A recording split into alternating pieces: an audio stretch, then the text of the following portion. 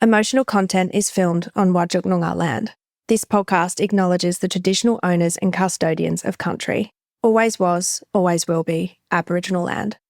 This episode contains discussions of suicide and other challenging life experiences that may be distressing to some listeners. Please take care when listening. For immediate support, contact Lifeline on 13 11 14. Additional resources are available on our website at emotionalcontent.com.au.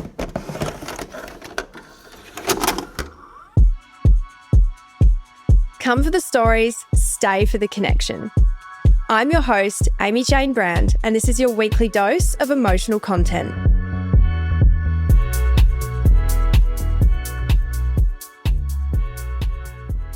Hey everyone, and welcome back to another episode of Emotional Content. I am so happy that you're here. In today's episode, I'm going to be talking to you about something that I think, especially in Australian culture, affects so many of us in different ways, whether it's affected you personally, whether it's made an impact in your relationships, in your family. Alcohol plays a big role in our society, and it's just something that I felt really called to talk about. My journey with alcohol has changed so much over the years, going from underage drinking to binge drinking through my teens and 20s to now barely drinking at all. I feel like I've come a long way when it comes to my relationship with alcohol. In today's episode, I'm going to be telling you about some of my worst drunk stories, my personal journey with alcohol, and the reasons why I decided to stop binge drinking altogether, as well as the negative side effects that I have experienced with alcohol over the years. I think for a lot of people, growing up in general makes you drink less because the recovery is harder. But for me, that is a big role in why binge drinking is a lot less and basically doesn't exist in my life anymore. But the main reason for me was actually to do with my career and the goals that I have for myself and how much alcohol and binge drinking actually gets in the way of that.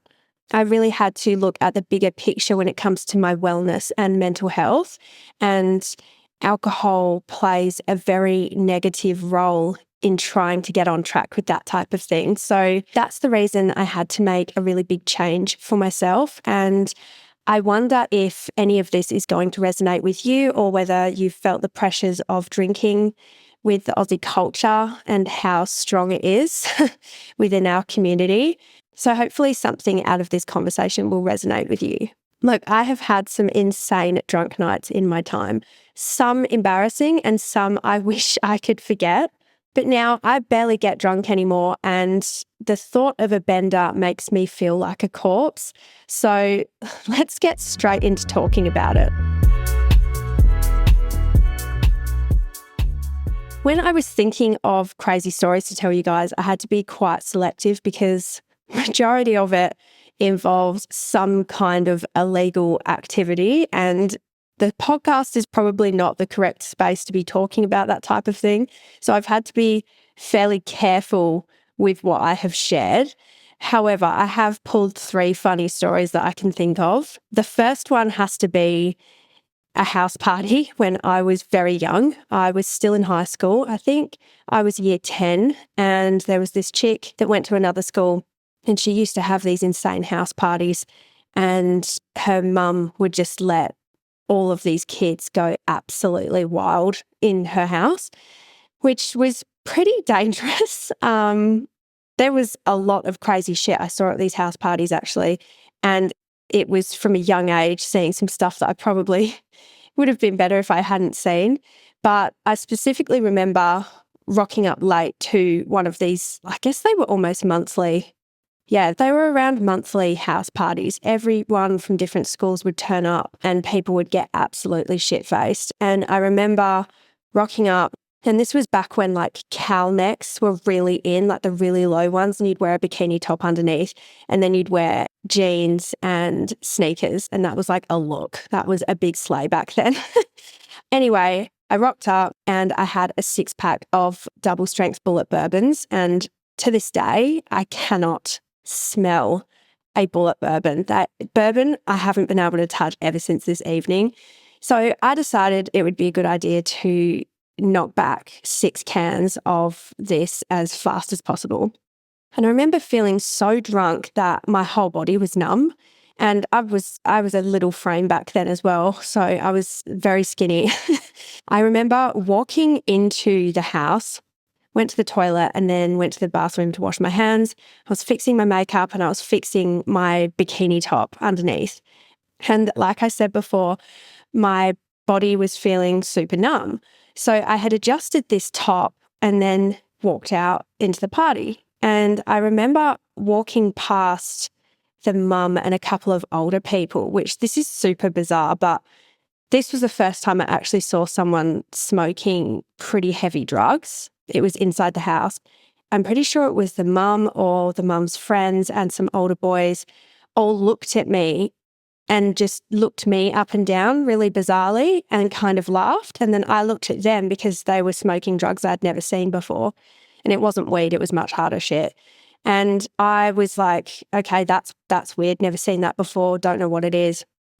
And walked out the front door, through the garage, out the back. And keep in mind, like when I was at school, there was a significant group of boys that would always give me a hard time and bully me. And I had all these people pointing and laughing at me. I didn't know why until I looked down and both of my boobs were just like out, but like folded weird because my top had just like crushed them down. It was absolutely tragic. And then I remember later in the evening, I just progressively got more and more drunk from those drinks. I tried having some water.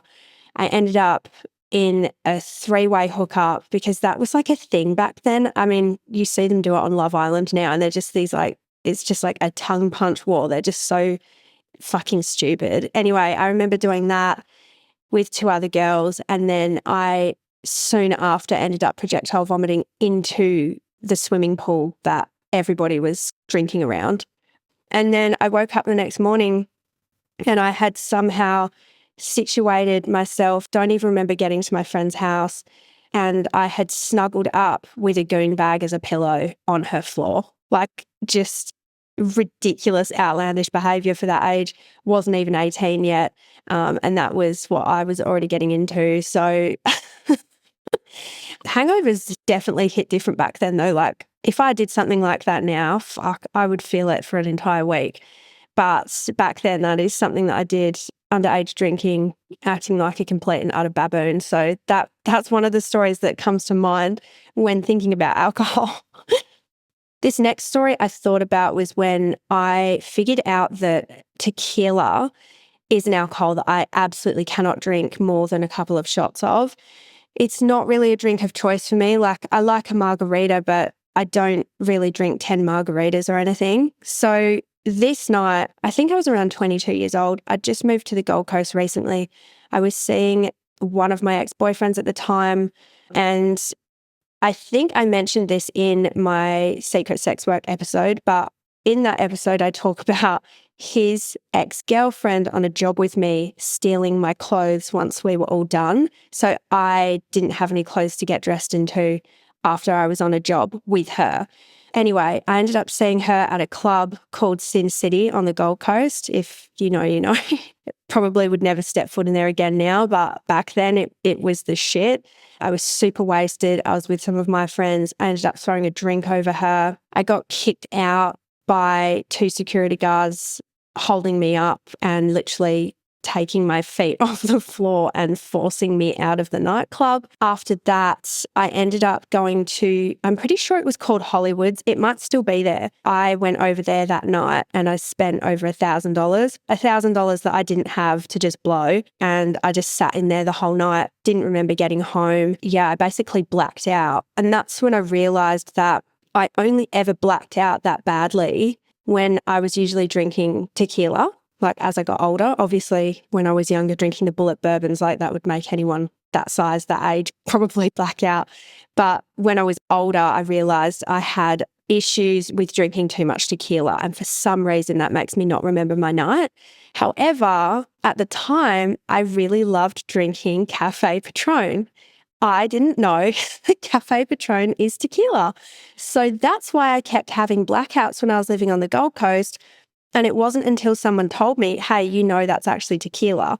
And as soon as I stopped drinking that, I didn't have blackouts anymore. That was a night where I blacked out so badly, I forgot everything. And I didn't realize what I had done until I looked at my bank account the next day. And also having to rely on my friends that were recollecting the whole night for me. Like, I don't like relying on other people to tell me what happened because, I don't know, unless I've seen it or remember it with my own eyes, my own memory, I just don't fully trust that people are giving me the full picture. So that gives me so much anxiety. And after that, I stopped drinking tequila in large amounts. So tequila is also not my friend. Bullet bourbons are absolutely not my friend. There's definitely some things that I drank in excess and it caused me some issues. This next story was when I was around 18 years old. This one is really crazy because back when I was younger, 18, early adult years, I don't know if any of you will remember, but when I was growing up, fight culture was very prevalent. And this was before the one punch, one hit law came in because there was so much fighting going on. Guys would always end up in fights when, in our group, anyone I knew, people were always fighting and girls would scrap a lot as well. There was a lot of times that I got in physical altercations when I was younger, and that was always when I was just super wasted. Like, it usually didn't happen otherwise. I wasn't really one to start fights, but there was definitely times where I felt like I had to defend other people or finish it. It's not something that I would ever get involved in now. I'd have to be pushed really, really hard to get in a physical altercation with anybody at this point. But back when we were younger, everybody was just fighting at the drop of a hat.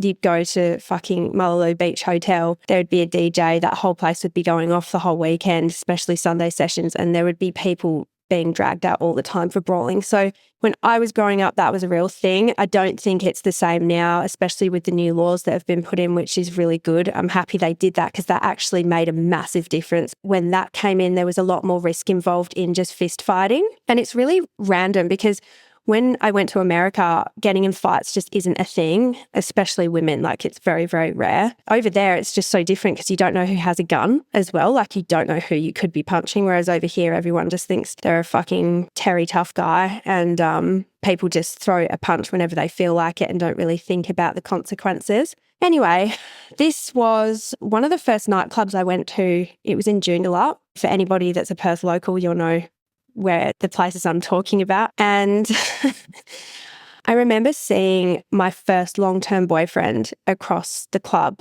trying to get a drink. And he was not the type to ever be disrespectful towards women. He was very well liked. And I remember seeing him getting pushed by this chick. She was a lot bigger than me, very, very tall, bigger build, like she had muscle. And she definitely would have been able to whoop my ass if I wasn't careful. But I had liquid courage. I was very, very drunk and I really didn't care. So I went up to her and I basically started kicking off, asking her what her fucking problem was, leave him alone. She was accusing him of pushing in, but I could see him most of the time and he didn't push in front of anybody. She was super, super drunk like myself. Anyway, we started pushing each other and started kicking off. I thought it was going to be potentially a fight between her and I, and it ended up being me getting my ass absolutely handed to me by two other women. So 3 fully grown, very tall, very well-built women absolutely kicking the shit out of me. Before I knew it, I was on the ground and I was being dragged by my hair across the nightclub floor whilst getting kicked by 3 women at once. Didn't really stand much of a chance. I remember being on the floor holding the base of my hair, hoping to dear God that it wasn't going to all get completely ripped out. I had really beautiful, long, natural, super blonde hair back then. And from this moment onwards is when I ended up having to cut it off because of this. Anyway, these girls, I remember being dragged along the floor and I could see some of the boys in our group actually trying to rip these girls off and weren't really succeeding. And that's when I knew I'm in trouble here. There was a really big set of stairs down this nightclub and I got thrown by this girl down this flight of stairs and rolled all the way to the bottom. I think the one thing about being drunk when something like that happens is the fact that you just kind of ragdoll. So you end up with less injury than if you were sober. Anyway, basically they got kicked out. I was a complete mess, ended up going home, woke up the next day, sore everywhere. I didn't have any broken ribs or anything. I got off pretty good considering I was just really bruised and sore. But my hair did not survive very well through that. I had scabs through my scalp, and I remember having a shower the next morning and half of my hair just dropped out, which was absolutely devastating. I felt like at the time my hair played a big role in my beauty and my identity. So yeah, I was really upset about that. And I ended up cutting off my hair into a bob, which looked really cute. I liked it for a minute, and then I was wearing extensions nonstop after that. So my hair health went down the toilet completely because I was using extensions that weren't as perfected as what they are now. So that was a drunken story that I do wish I could forget.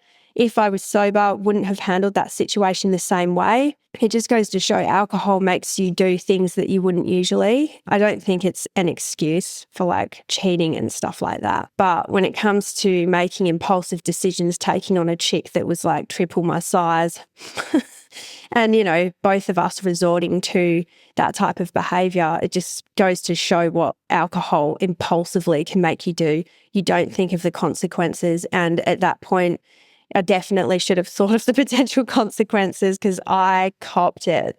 There are stories I wish I could tell you guys about that are a lot more wild, but I just have to be pretty careful on the podcast. So by the time I was 25, that's when I feel like things started to change for me when it came to my relationship with alcohol. I was definitely ready to start slowing down at that point. Keep in mind, I had been binge drinking from the age of 15, and that's like a solid 10 years straight of very heavy partying. I've spoken about this in one of my earlier episodes, but initially when I moved away from Perth, it was to get away from the people that I was hanging around with at the time. I was involved with a group of people, well, multiple groups of people that were consistently doing heavy drugs. And I had this dream of being a glamour model. So that dream in my career really pulled me out of that dark place because the heavy drug use mixed with the drinking as well was really putting me in a bad mindset. I was getting super suicidal. And that took me away from quite a lot of binge drinking too. It definitely slowed down when I went to the Gold Coast. People were just a lot more focused on their well-being and careers compared to who I grew up with in Perth. So that was something that really changed the tone of my drinking habits. When I moved to America, I got involved in some more drinking then. I was living by myself. I was partying. I was meeting all different kinds of cool people, celebrities, lots of cool house parties. By the time I came back, I had recognized that alcohol really wasn't doing me any favors. Obviously, leaving Perth previously, the drugs were an issue, but then I started seeing just how much alcohol was having a negative effect on me. And this was before being diagnosed with ADHD. So I was aware that I was having exceptionally bad come downs because I would have what I would call a come down from alcohol. And it was heavily affecting my mood, the way I would function for a week afterwards. I was starting to wake up to the fact that alcohol just didn't align with me in the amounts that I was drinking it in and how frequently. However, when I moved back to LA again, because I've lived there twice, I was touring with the Chainsmokers. I wasn't drinking that much when I was there. I never fully felt comfortable drinking in excessive amounts because we were associating with people that I just didn't feel comfortable, you know, getting drunk around and making a fool out of myself. So I didn't party heavily too much over in America. I had a couple of hangovers, but it was nothing serious. And I felt like my relationship with alcohol and drugs back then was at a good level. I was happy with it. It wasn't too much. It wasn't excessive, and I wasn't feeling it negatively affect my life. However, when I moved back to Australia during COVID, and I was waiting for my green card. If you're interested in hearing the story about that, you can listen to the episode about my visa nightmare in one of the previous weeks. But when I came back, I absolutely well and truly pin dropped directly into the deep end, into as many drugs and alcohol as possible. This episode's really more about alcohol, but I was drinking in excess. Like I truly was. Well, had no idea what was happening with my life.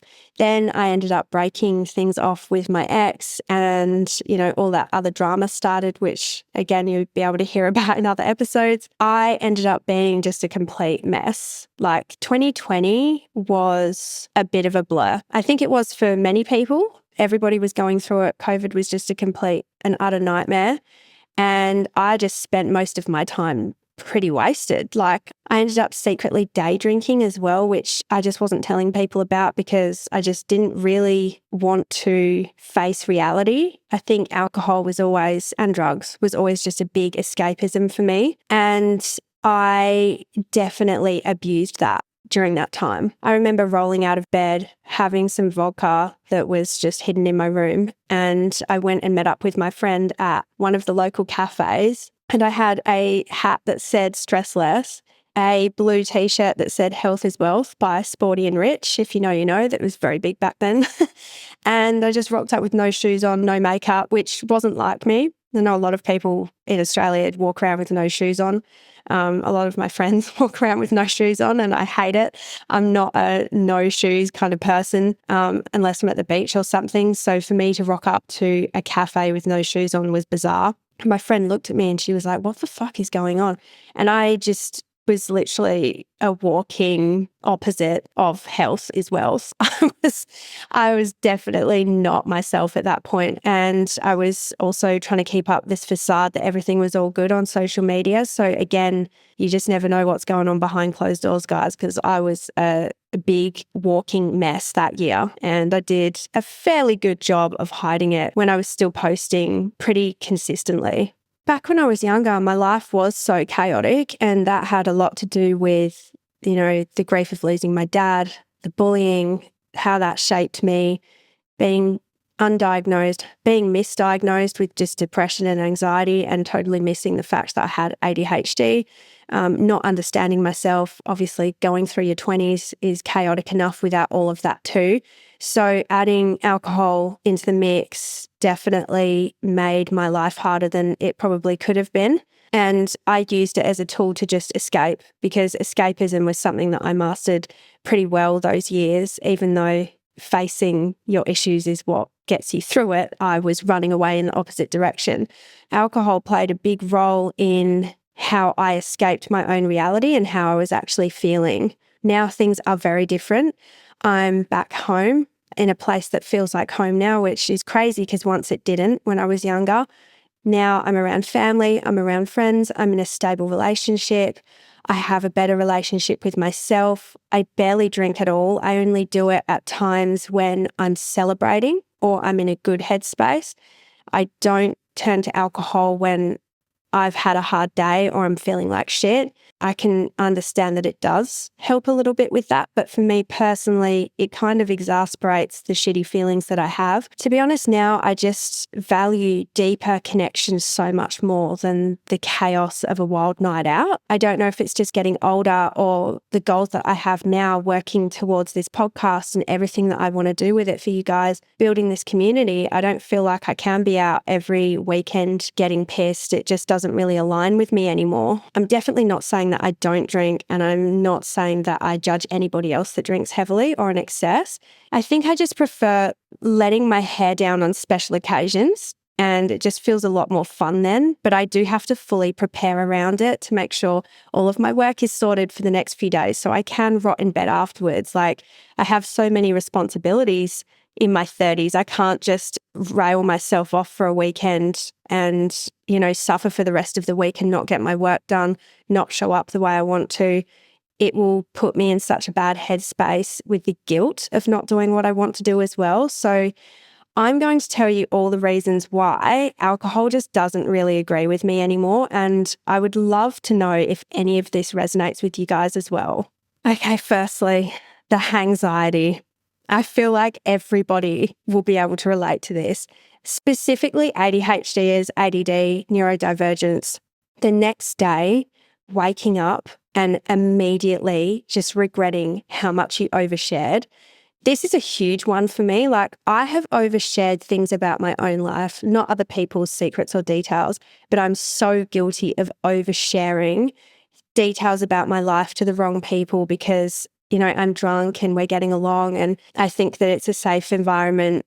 Or sometimes I guess I've overcompensated for how I was really feeling and I've gone over the top by completely oversharing stuff, which has landed me in hot water before because one of the things about having ADHD or just being that type of person in general, like even if you're a neurotypical and you're overcompensating because you're feeling nervous in a social situation with social anxiety, you end up saying so much. And then the next day you're like, oh my God, how could I have told people that? They're going to use it against me. They're going to judge me. They'll remember it the next day and they'll tell other people. Like, there's so many times where my transparency has been used against me.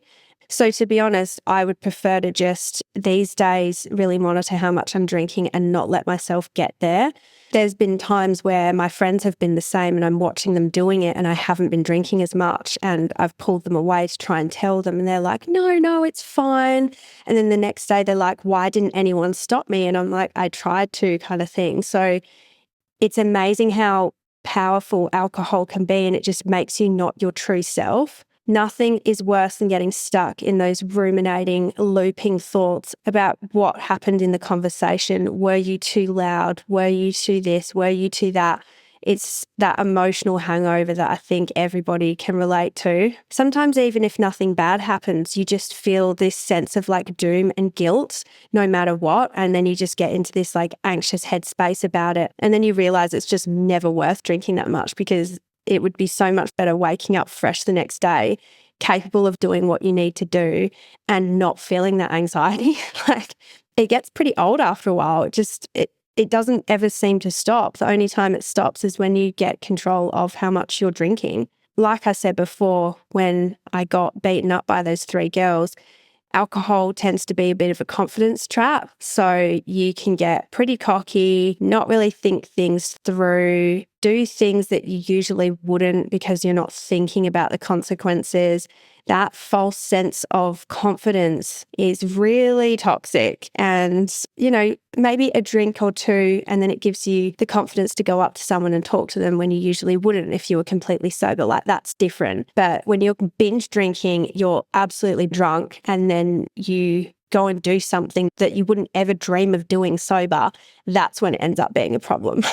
Blacking out and having to rely on other people's recollections of the evening is a massive trigger for me. And like I said before, with the Cafe Patron and that happening that night, I didn't do it again after that. That was back when I was 22 years old. And to this day, I'm now in my 30s and I haven't done that since. That really messed me up. The last time that I did that, I swore to myself I was never going to do it again. But yeah, blacking out for me is absolutely terrifying. I think everybody should be quite terrified of blacking out, not knowing what happened that night, because it's really scary and those memories often do not come back to you. Alcohol the next day really messes with my gut health. And I think another role that plays in that is the fact that when I've been drinking, the last thing I can do the next day is then go and indulge in a salad. I can't eat healthy food or light food after drinking. I need fats, I need carbs, I need greasy, oily proteins. I cannot do the healthy routine that I have for myself each week. I can't stick to a plan. It completely depletes my gut health. I feel it for days afterwards. I'm bloated. I'm sluggish. It's just horrible. And it's the same every single time. Like, if somebody gave me a healthy plate of food after drinking, I'm completely disinterested. And then I go through all the waves and shame of guilt for not sticking to my usual plan, my usual sense of structure, my healthy wellness regime, which I've built for myself. I get really, really down in the dumps if I don't stick to those things that keep me healthy and happy. So it really affects my mental health when I drink. But when I fall out of routine, the guilt that I feel towards that is really, really strong. And it's just not worth it to me anymore. Don't get me wrong. I love a wine with dinner. I love a couple of cocktails with dinner or lunch or whatever and just get a little bit of a buzz. But going overboard for me now is specifically for special occasions. I don't actually remember the last time I had a really severe hangover. And it feels good. Like, I'm not 100% sober. I think I probably could be.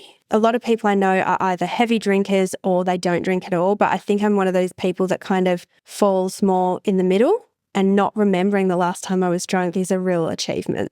Compared to what I used to be like, it's a really good achievement. And honestly, I put it all down to just wanting to thrive in my career. This podcast, I didn't drink for an entire year. I think I had like a wine once or twice with dinner, but I hadn't got drunk for an entire year because the self-doubt that creeps in for me and the imposter syndrome and all of those negative thoughts that roll in the next day after drinking are not worth it. And I think I would have had so much self-doubt that I probably wouldn't have been able to get this launched and off the ground. Obviously, I open up to you guys about so much on here with my personal life. I wouldn't be able to do that if I was drinking regularly. Like, I just wouldn't. It's just not something I would be able to pull off. I needed to be in a really clear headspace.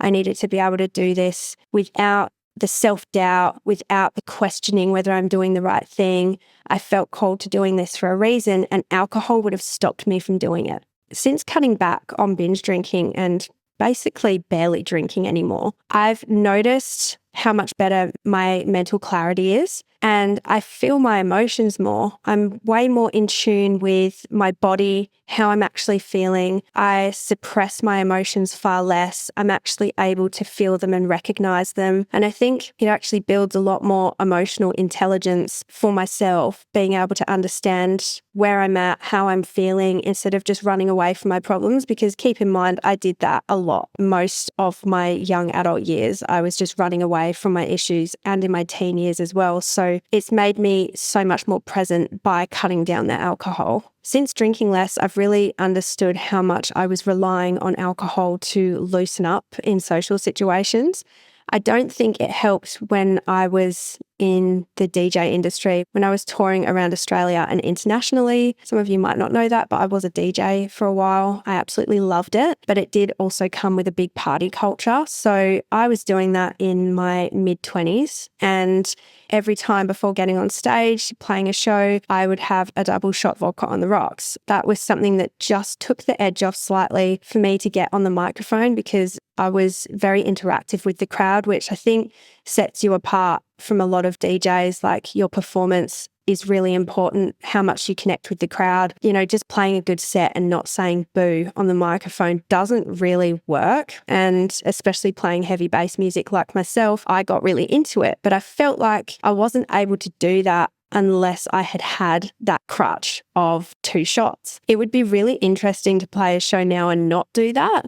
I never let myself get super drunk when I was doing it. I'd always get wasted afterwards with people, but I would never do it when playing a show. But alcohol was definitely something that helped me get on the microphone at the time. I wonder if it would be different for me now. Looking back, I think drunk me would blame saying certain things or doing certain things on the fact that I was wasted. And something that builds a lot more trust within myself is not using that as an excuse, and really knowing what I'm saying and showing up as myself in situations with other people, not being wasted, making mistakes, saying the wrong thing. You know, it builds trust within yourself because you know how you're showing up and you're not making mistakes like that. And also, you're not blaming it on alcohol. You're taking responsibility for what you're saying and how you're acting. And it's nice to do that and not be making excuses for how you're showing up. There's no more blaming drunk me for oversharing. If I'm going to overshare, I'm doing it sober, and I'm doing it with people that I feel comfortable doing it with. And I don't have to wake up the next day and go, oh, I shouldn't have said that, I don't have drunk me to blame. And that definitely has built a lot more trust within myself. Overall, since stopping binge drinking, I feel like I have so much more control over my life. I have no more lost days recovering from hangovers. I'm staying consistent with my goals, my mental health, my self-care, which is huge for me. And overall, I've just developed a deeper connection within myself, and I'm no longer running away from my problems and trying to escape, which has been a really huge shift in my own happiness and the way that I just move day to day in my own life. When I was younger, I obviously didn't know that I had ADHD, so I went undiagnosed for most of my life up until I was 30. So I had absolutely no idea the effect that alcohol had on the ADHD brain, and it makes so much sense now I've learnt about it. It's really not good for us, unfortunately. It can make us feel really good at the time, but the crashes that we have from it are really, really bad. And it makes so much sense now. I am briefly going to tell you some of those things that alcohol does to the ADHD brain if you're interested. So firstly, it lowers your dopamine even more. And people with ADHD, ADD are already struggling with their dopamine levels, which is the brain's feel-good chemical. Alcohol gives you a temporary dopamine boost, which makes you feel really good at first, but later your dopamine levels crash even more, which can make the symptoms of ADD and ADHD feel so much worse. And honestly, I think that ties into why I feel like I have such bad come downs from alcohol. Drinking can make it even harder for us to remember conversations, process information, and stay organized, even days after drinking. So after the hangover for the rest of the week, that can affect you pretty heavily. It increases anxiety and depression, which I've gone over anyway, but a lot of people with ADHD already deal with those two things because they tend to coexist with ADHD as a whole. And as much as alcohol can make you feel a lot lighter and better with that dopamine hit at the time, it actually ends up increasing both the anxiety and depression as you go along. So over time, it makes those things worse, making you feel more restless, more anxious, and even more down on yourself. Because of the way that our brain responds to dopamine, you are actually more likely to develop habits around the things that feel really rewarding at the time. So we are more susceptible to becoming addicted to things like this. And that's why you might find yourself constantly reaching for something that makes you feel good in the moment for that dopamine hit. But it also means that we are at much higher risk of alcohol and drug dependency. So that's something definitely to keep in mind. Overall, do I miss the big wild nights out? No, not really. I think I've really got it out of my system when I was younger. There's a lot that I haven't told you guys for obvious reasons, but yeah, I definitely had done my years of getting absolutely wasted. And, you know, by the time you start getting a bit older, you're not really missing out on much. I don't really get FOMO about things anymore. I've been there, I've done that. And the thought of doing it now to my body and to my mental health, yeah, it's just not something that I really crave like I used to. And I think just getting better in my own mental health and my wellness, it doesn't align for me as much as it used to anymore. Like I'm not running away from my issues. I'm not using it as a crutch. It's not a vice anymore. It's something that I use as a tool to celebrate with and enjoy things and relax. It's not something I run to when I'm upset or feeling frustrated or angry. So yeah, my relationship with alcohol has changed drastically. And I guess I just wanted to have this conversation for anybody else that is starting to feel that way. But yeah, you do start to get over it, and you might just be like me that doesn't drink much anymore, but you would never call yourself completely sober because like cutting something off permanently is a big call. I don't want people thinking that I'm coming on here to say I won't ever have a bender again because that's bullshit. It will happen again at some point, but they're just very rare these days. If you're like me and you're starting to get over the whole binge drinking era of your life, you're passing that feeling by, you're not as interested in it, my advice to you would be to listen to that and really tap into it and start putting yourself in different situations and doing activities where you don't have to get drunk at. You know, club culture, that type of thing might be getting old for you. Festivals, you don't have to go there and get absolutely shit-faced. You could just actually enjoy the music. I spent many years years going to see artists that I loved and don't even remember seeing them. I think it's so funny in Australia how people are like, why aren't you drinking? Like it's fucking illegal. The times that I have turned around and said, I'm just not drinking, I'm just taking a break, blah, blah, blah. And there has to be this whole discussion of it. Like I feel so judged for not drinking in this country. It's just wild. Whereas when I was in America, no one made a deal out of it at all. It was bizarre. So on that note, I want to know, are you guys sick of alcohol now? How is your relationship with alcohol? Where are you at with it? I would love to hear you in my DMs, comments. If you have any interesting drunk wild stories, you can totally submit that on my website as well. And I will look at reading them out on a future episode. The website is emotionalcontent.com.au. I hope you liked this episode, guys, and thank you so much for listening. Sharing some of my drunk wild stories is pretty fun, and just opening up the conversation around something that we all are pretty familiar with in our day-to-day lives is something I enjoy doing. So on that note, I hope this resonated with you. I'm sending you a lot of love, and I will see you in the next episode. Mwah. Thank you so much for listening. If you enjoyed the episode, please give it a share. You never know who might need a little emotional content in their life. For daily feel-good posts, follow @_emotionalcontent on Instagram and TikTok. And don't forget to hit that follow button so you're notified every time a new episode drops. Your support means the absolute world to me.